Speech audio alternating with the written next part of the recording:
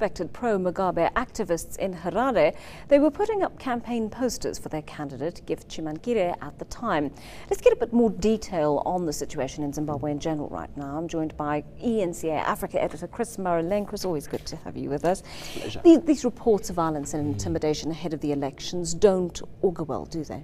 No, they don't. But generally speaking, when you look at the overall electoral space, particularly as a comparison to trends that we have seen in at least the past three elections, the situation is actually comparatively stable, and we haven't seen as much violence as we have seen in the run-up to previous elections. In actual fact, statistical trends often indicate that 3 months before the run-up to elections, we normally see a spike in elections. We understand, if we were to believe the Zimbabwe Electoral Commission and the government, that these polls will be held on the 31st of July, which really gives us an indication that the violence that has really characterized previous elections has not been seen to date. A good sign, auguring well, possibly for a stable electoral period.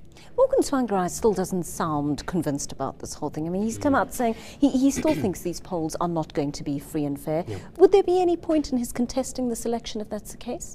I think there is a point in the sense that he has participated in a government of national unity for 4 years, which was really premised on the fact that this government comprised of ZANU, the previous governing party, the MDC, who formed the opposition, would essentially work on introducing reforms that would effectively allow for the running of a free and fair election. One of those key reforms which was introduced was the establishment of a constitution, which is in place. However, the issue of security sector reform remains outstanding.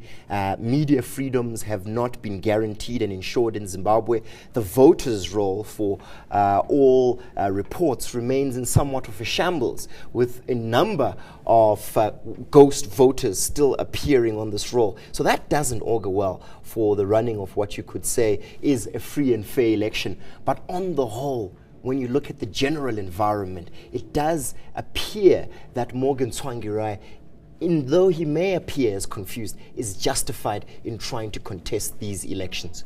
I mean, there was talk of the opposition combining forces for the purpose of this ballot. Yeah. Is that likely to happen? Well, we have seen a coalition emerging between Simba Makoni and Morgan Tsvangirai's MDCT. Now, the outstanding parties from this coalition are from the southwestern districts of Zimbabwe, and that is in essence Dumiso Dabengwa's party and the other MDC led by Welshman Ncube.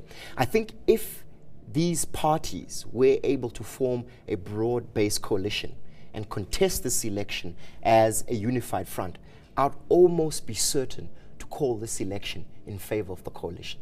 It's very interesting indeed. I mean, this is also a very expensive election for the country, yep. Which it seemingly can't afford. Yeah. What would the implications be if SADC were to foot the bill as Zimbabwe's asked it to? Well, just a few days ago, Tendai Biti, the finance minister of Zimbabwe, came out with a staggering, in fact, an eye-watering figure of 85 million United States dollars, about 850 million rand, close to $1 billion, to run this election.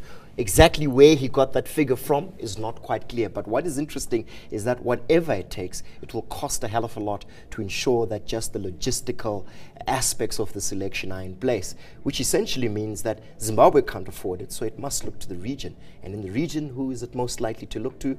To South Africa. And we anticipate that some kind of assistance will be provided by the regional body, the Southern African Development Community. Whether it will reach this figure that has been stated is another figure. But nonetheless, I think the cost of not running a free and fair election, one in which the logistics are in place, the finances allow, at least for an enabling environment for what appears on the face of it to be a contested election, would be staggeringly high for Zimbabwe and indeed the region. Chris Maroleng, very good talking to you. Thanks for your insight into that story. News that moves. eNCA.com.